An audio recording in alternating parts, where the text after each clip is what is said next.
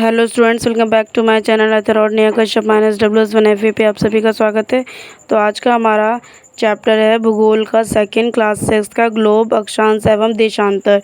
इस चैप्टर का हम एक्सप्लेनेशन करने वाले, तो हमारे साथ वीडियो में कंटिन्यू बने रहेगा। वीडियो को स्किप मत करिएगा।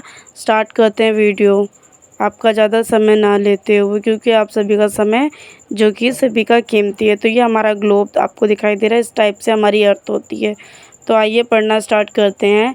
पिछले अध्याय में आप पढ़ चुके हैं कि हमारी पृथ्वी गोलाकार नहीं है, यह उत्तर एवं दक्षिण ध्रुवों पर थोड़ी चपटी तथा मध्य में थोड़ी उभरी हुई है। क्या आप कल्पना कर सकते हैं कि ये कैसी दिखती है? इस संबंध में जानकारी प्राप्त करने के लिए आप अपनी कक्षा में सावधानीपूर्वक ग्लोब को देखिए। ग्लोब पृथ्वी का लघु रूप में एक वास्तविक प्रतिरूप है, जो कि चित्र 2.1 में आप देख चुके हैं। ग्लोब विभिन्न आकार एवं प्रकार के हो सकते हैं। बड़े ग्लोब भी हो सकते हैं और जो आसानी से एक स्थान से दूसरे स्थान पर ले जाए जा सकते हैं।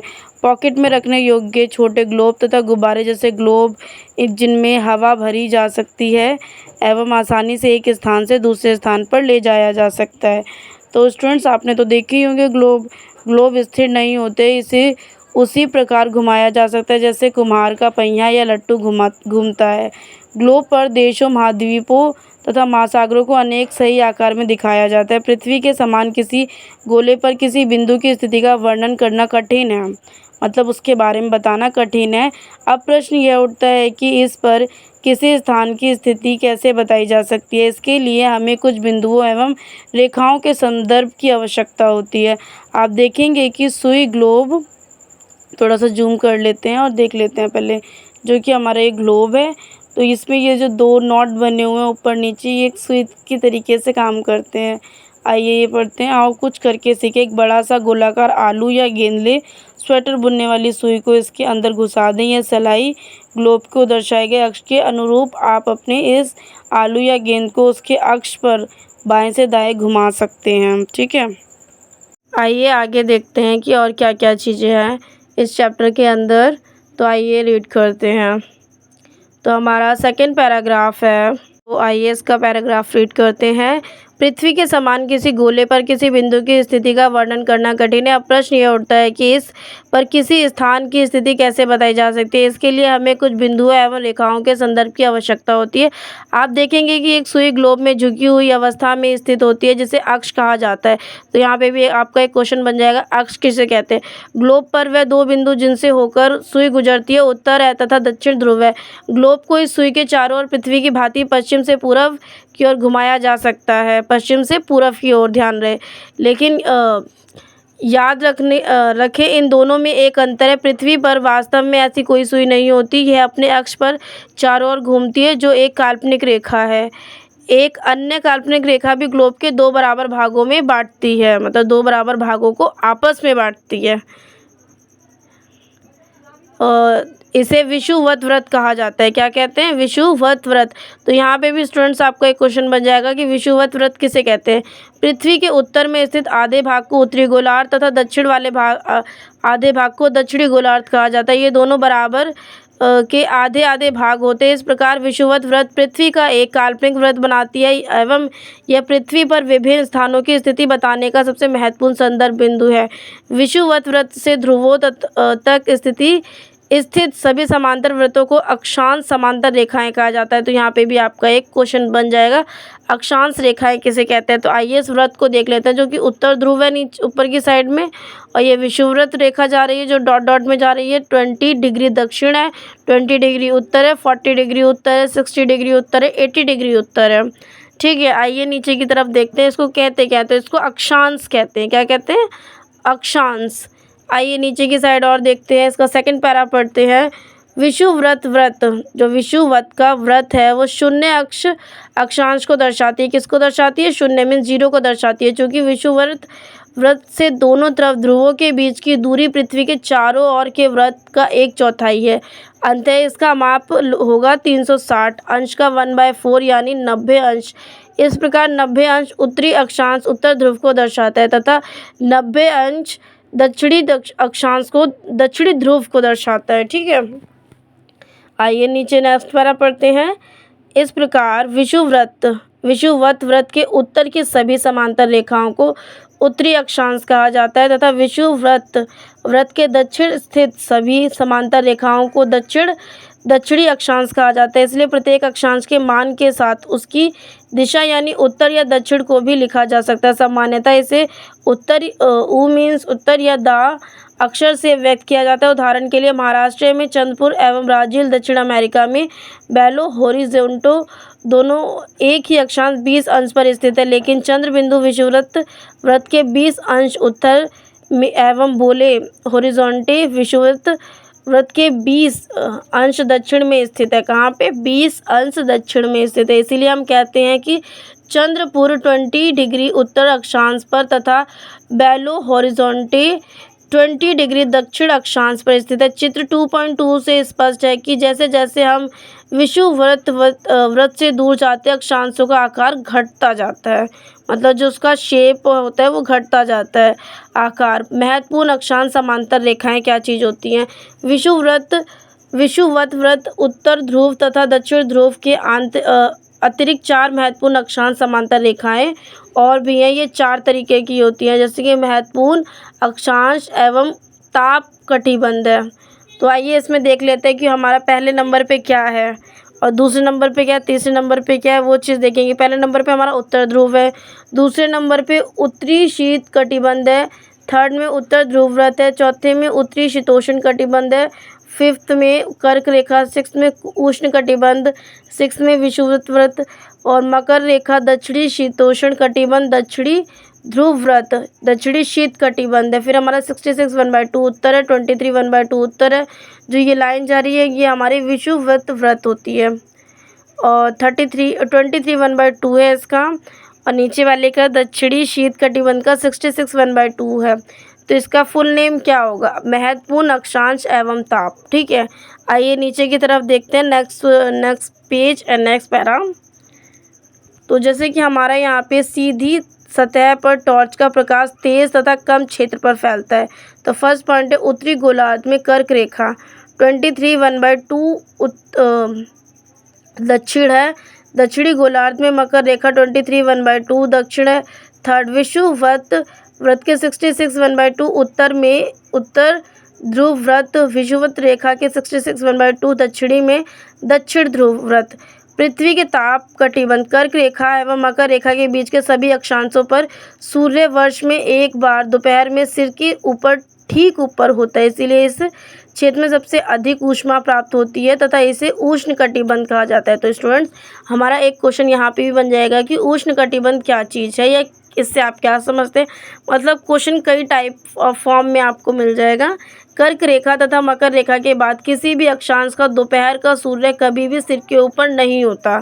जो दोपहर का सूर्य होता है सिर के ऊपर नहीं होता है। ध्रुव की तरफ सूर्य की किरणें तिरछी हो जाती हैं। इस प्रकार उत्तरी गोलार्ध में कर्क रेखा एवं उत्तर ध्रुव व्रत तथा दक्षिणी गोलार्ध में मकर रेखा एवं दक्षिणी व्रत के बीच वाले क्षेत्र का तापमान मध्यम रहता है, मीडियम रहता है मतलब।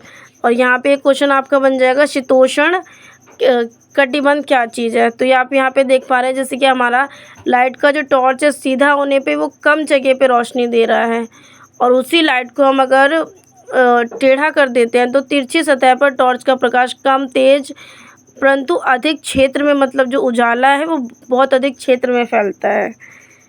तो आइए अब हम देखते हैं देशांतर क्या चीज़ है।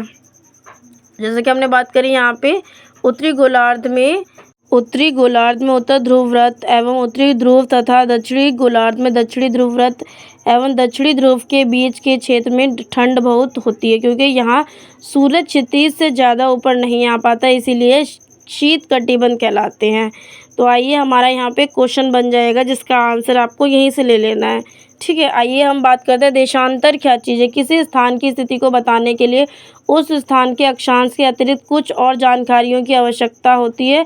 आप देख सकते हैं कि प्रशांत महासागर में स्थित टोंगा द्वीप एवं हिंद महासागर में स्थित मॉरिशस द्वीप एक ही अक्षांश पर स्थित हैं। उनकी सही स्थिति जानने के लिए यह पता करना होगा कि उत्तर ध्रुव को दक्षिण ध्रुव से जोड़ने वाली संदर्भ रेखा से पूर्व या पश्चिम की ओर इन स्थानों की दूरी कितनी है। ठीक है, जो मतलब प्लेसेस है उनकी दूरी कितनी है ये जानना होता है। इन संदर्भ रेखाओं को देशांतरीय या याम्योत्तर रेखा खींच सकते हैं। आइए नेक्स्ट पेज में देखते हैं क्या क्या चीज़ें हैं, क्या क्या टॉपिक्स हैं, उनको कवर करेंगे, उनके बारे में पढ़ेंगे। उससे पहले हम ये देख लेते हैं उत्तर ध्रुव क्या चीज़ है, और ये मतलब इसकी जो लाइनें हैं वो कितने डिग्री पे हैं। कुछ 30 डिग्री पे, कुछ 60 डिग्री पे, कुछ 90 120 पूर्व, 30 60 90 120 पूर्व। तो ये हमारी कुछ रेखाएं हैं, जिसको ये देशांतर है एक तरीके से। जो ये सर्कल है वो देशांतर है, उसकी रेखाओं के नाम भी मतलब उसकी रेखा के डिग्री भी दे रखे हैं। ठीक है, आइए नीचे नेक्स्ट पैरा देखते हैं, नेक्स्ट टॉपिक कवर करते हैं। टॉपिक तो पहले ही है बट इसको उसका अधूरा था तो उसको पूरा करेंगे पहले हम। कहते हैं तथा उनके बीच की दूरी को देशांतर के अंशों में मापा जाता है। प्रत्येक अंश को मिनट में तथा मिनट को सेकंड में विभाजित किया जाता है। ये अर्धवृत्त है तथा उनके बीच की दूरी ध्रुवों की तरफ बढ़ने पर घट जाती है और ध्रुवों पर शून्य हो जाती है, जहाँ सभी देशांतरीय यमोत्तर आपस में मिलती है। अक्षांश मीन्स समांतर रेखाओं से भिन्न सभी देशांतरीय यमोत्तरों की लंबाई समान होती है, इसीलिए इन्हें सिर्फ मुख्य संख्याओं में व्यक्त करना कठिन था। तब सभी देशों ने निश्चय किया कि ग्रींच, जहाँ ब्रिटिश राजकीय वेधशाला स्थित है, से गुजरने वाली यमोत्तर से पूर्व और पश्चिम की ओर गिनती शुरू हो जाए। इस यमोत्तर को प्रमुख यमोत्तर कहते हैं। तो यहाँ पे भी आपका एक क्वेश्चन बन जाएगा कि प्रमुख यमोत्तर किसे कहते हैं। ठीक है, इसका मान 0 डिग्री देशांतर है, जहाँ से हम 180 डिग्री पूर्व या 180 डिग्री पश्चिम का गणना करते हैं। प्रमुख यमोत्तर तथा 180 डिग्री यमोत्तर मिलकर पृथ्वी को दो समान भागों पूर्वी गोलार्ध एवं पश्चिमी गोलार्ध में विभक्त करती है। इसीलिए किसी स्थान के देशांतर के आगे पूर्व के लिए अक्षर पा तथा पश्चिम के लिए अक्षर पा का उपयोग करते हैं। यह जानना रोचक होगा कि 180 पूर्व और 180 पश्चिम यमोत्तर एक ही रेखा पर स्थित है। अब ग्लोब पर अक्षांश मीन समांतर रेखाओं एवं देशांतरीय यमोत्तरों के द्वारा बनी ग्रिड को देखो। अगर आपको किसी स्थान के अक्षांश पर देशांतर की सही जानकारी हो तो ग्लोब पर आप उस स्थान का पता आसानी से लगा सकते हैं कि वो स्थान कहाँ पे है। ठीक है, उदाहरण के लिए असम में धुबरी 20 डिग्री उत्तर अक्षांश एवं 90 डिग्री पूर्व देशांतर पर स्थित है। अब उस बिंदु को देखें जहाँ ये दोनों रेखाएं एक दूसरे को घटाती हैं। ये बिंदु धुबरी को सही स्थिति होगा, मतलब धुबरी की सही स्थिति है। इसको समझने के लिए कागज पर समान दूरी वाले 36 तथा आइए इसको देख लेते हैं। पहले ग्रिड क्या चीज़ है, ग्रिड के बारे में जानते हैं। जो मतलब आपस में यहाँ पे स्क्वायर शेप हमें दे रहे हैं। ठीक है, मतलब हॉरिजॉन्टल भी है, वर्टिकल लाइंस भी इसमें पड़ी हुई है, तो ये हमें स्क्वायर शेप दे रही हैं। और जैसे कि उत्तर ध्रुव है, प्रमुख यमोत्तर है, नीचे हमारी ये विषुववृत्त रेखा है। ठीक है, यहाँ पे हमारा 80 60 40 डिग्री 20 डिग्री 0 डिग्री को विषुवत व्रत कहते हैं। 20 डिग्री दक्षिण, 40 डिग्री दक्षिण, 60 30 प्रमुख यमोत्तर। ठीक है, 30 डिग्री एंड 60 डिग्री पूर्व का है। आइए नेक्स्ट बढ़ते हैं, आगे की ओर बढ़ते हैं सन चैप्टर को लेके। आइए देखते हैं, तो हमारा अगला पैराग्राफ है। इसको समझने के लिए कागज पर समान दूरी वाले 36 तथा ऊर्ध्वाधर रेखाएं खींचे। चित्र 2.7 ऊर्ध्वाधर रेखाओं को संख्या 1 2 3 4 से तथा 36 रेखाओं को क ख ग अक्षरों से व्यक्त करें। जिन बिंदुओं पर ये ऊर्ध्वाधर एवं 36 रेखाएं एक दूसरे को काटती हैं, वहाँ कुछ छोटे वृत्त खींचिए तथा इन छोटे वृत्तों को आ ब स दा तथा धा के नामों से व्यक्त कीजिए। मान लीजिए कि ऊर्ध्वाधर रेखाएं पूर्व देशांतरों एवं 36 रेखाएं उत्तरी अक्षांशों को व्यक्त करती हैं। ठीक है, आइए मैप के बारे में देखते हैं कि मैप क्या कहता है। तो इस साइड हमारा पहले नंबर पे आपको क्या मैप दिख रहा है, प्रशांत महासागर है। सेकंड नंबर पे आपको हिंद महासागर दिखेगा। हमारा भारत कहाँ पे है, वो चीन को दे रखा है। आइए और देखते हैं क्या क्या चीज़ें हैं इस मैप के अंदर। अटलांटिक महासागर दे रखा है, ग्रीनलैंड दे रखा है। ठीक है,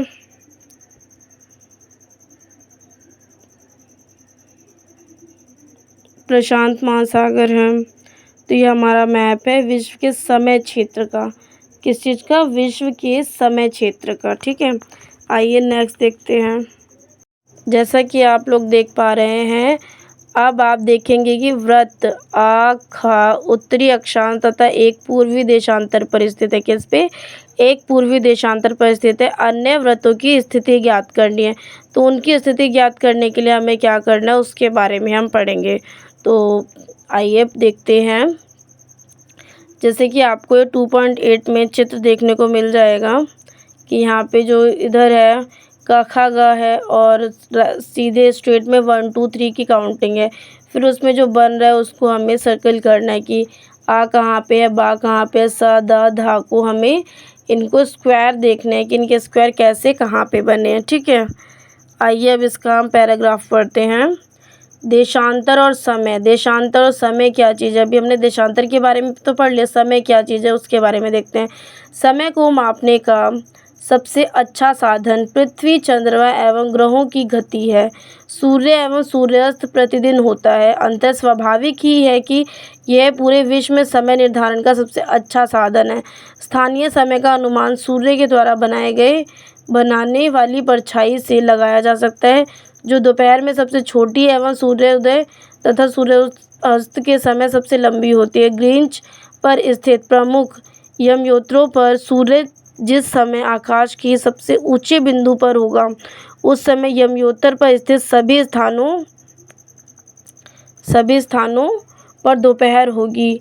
क्योंकि यूज़ कर सकते हैं, पृथ्वी पश्चिम से पूर्व की ओर चक्कर लगाती है। जो हमारी पृथ्वी है वो पश्चिम से पूर्व की ओर चक्कर लगाती है। अंततः वह स्थान जो ग्रीनिच के पूर्व में है उसका समय ग्रीन समय से आगे होगा तथा जो पश्चिम में है उनका समय पीछे होगा। 2.8 समय के अंतर की दर की गणना निम्नलिखित विधि से की जा सकती है। पृथ्वी लगभग 24 घंटे में अपना अक्ष पर 360 डिग्री घूम जाती है, अर्थात वह 1 घंटे में 15 डिग्री एवं 4 मिनट में 1 डिग्री घूमती है। इस प्रकार जब ग्रीनिच में दोपहर के 12 बजते हैं तब ग्रीनिच से 15 डिग्री पूर्व में समय होगा, मतलब 14 × 4 = 60 मिनट होता है। ठीक है, अर्थात ग्रीनिच के समय से 1 घंटा आगे, अर्थात वहाँ दोपहर का 1 बजा होगा। लेकिन ग्रीनिच से 15 डिग्री पश्चिम का समय ग्रीनिच समय से 1 घंटा पीछे होना, यानी वहाँ सुबह के 11 बजे होंगे। इसी प्रकार जब ग्रीनिच का दोपहर के 12 बजे होंगे उस समय 180 डिग्री पर मध्य रात्रि होगी। किसी भी स्थान पर जब सूर्य आकाश में अपने उच्चतम बिंदु पर होता है दोपहर में, उस समय घड़ी में दिन के 12 बजे होते हैं। इस प्रकार घड़ी के द्वारा दिखाया गया समय उस स्थान का स्थानीय समय होगा। ठीक है, आइए नीचे देखते हैं। आप देख सकते हैं कि दिए गए देशांतरीय यमयोत्र पर सभी स्थानों का स्थानीय समय समान है। हम मानक समय क्यों मानते हैं? जो मानक का समय हम वो क्यों मानते हैं? अलग अलग यमयोत्रों पर स्थित स्थानों के स्थानीय समय में अंतर होता है, मतलब अलग अलग होते हैं। वो किस प्रकार है आइए जानते हैं। अक्षांश एवं देशांतर। जैसे कि आप यहाँ पे देख पा रहे हैं 68 पूरब, 82 1/2 डिग्री पूरब और 97 पूरब। तो ये हमारी मानक रेखा है। इस हिसाब से समय को, मतलब समय का विभाजन किया गया होता है। उदाहरण के लिए बहुत से देशांतरों से होकर गुजरने वाली रेलगाड़ियों के लिए समय सारणी तैयार करना कठिन होगा। भारत में गुजरात के द्वारका तथा असम के डिब्रूगढ़ के स्थानीय समय में लगभग 1 घंटा 45 मिनट का अंतर होगा। इसीलिए यह आवश्यक है कि देश के मध्य भाग से होकर गुजरने वाली किसी यमयोत्र के स्थानीय समय को देश का मानक समय माना जाए। इस यमयोत्र रेखा के स्थानीय समय को पूरे देश का मानक समय माना जाता है। भारत में 82 1/2 पूरब, 82 डिग्री 30 पूरब को मानक यमयोत्र माना गया है। इस यमयोत्र के स्थानीय समय को पूरे देश का मानक समय माना जाता है। इसे भारतीय मानक समय के नाम से जाना जाता है। कबीर भोपाल के निकट एक छोटे से नगर में रहता है। वह अपने मित्र आलोक से कहता है कि लोग आज रात्रि में नहीं सो पाएंगे। भारत एवं इंग्लैंड के बीच एक क्रिकेट मैच लंदन में 2 बजे अपराह्न में शुरू होगा, अर्थात भारत के समय अनुसार मैच शाम के 7:30 बजे शुरू होगा तथा देर रात्रि में समाप्त होगा। क्या आप जानते हैं कि भारत एवं इंग्लैंड के बीच समय में क्या अंतर है? भारत ग्रीनिच के पूर्व 82 डिग्री 30 पूर्व में स्थित है तथा यह यहाँ का समय जो है ग्रीन समय से 5 घंटा 30 मिनट आगे है। इसीलिए जब लंदन में दोपहर के 2 बजे होंगे तब भारत में शाम के 7:30 बजे होंगे। कुछ देशों का देशांतरीय विस्तार अधिक होता है, जिसके कारण वहाँ एक से अधिक मानक समय अपनाए गए हैं। उदाहरण के लिए रूस में 11 मानक समयों को अपनाया गया है। पृथ्वी को एक घंटे वाले 24 समय क्षेत्रों में बांटा गया है। इस प्रकार प्रत्येक समय क्षेत्र 15 देशांतर तक के क्षेत्र को घेरता है। ठीक है, तो ये था हमारा चैप्टर का एक्सप्लेनेशन और ये चैप्टर का एक्सप्लेनेशन यहीं पे ख़त्म होता है। इस चैप्टर के क्वेश्चन आंसर आपको मिलेंगे नेक्स्ट वीडियो में। पहले इस वीडियो को प्यार दीजिए, लाइक दीजिए, कमेंट दीजिए, शेयर कीजिए। चैनल पे न्यू हो तो चैनल को सब्सक्राइब कीजिए और इसके क्वेश्चन आंसर आपको नेक्स्ट वीडियो में आपको देखने को मिलेंगे। तो ये वीडियो अपने दोस्तों के साथ ज़रूर से ज़रूर शेयर कीजिए ताकि वो मोटिवेट होकर स्टडी जारी रखें।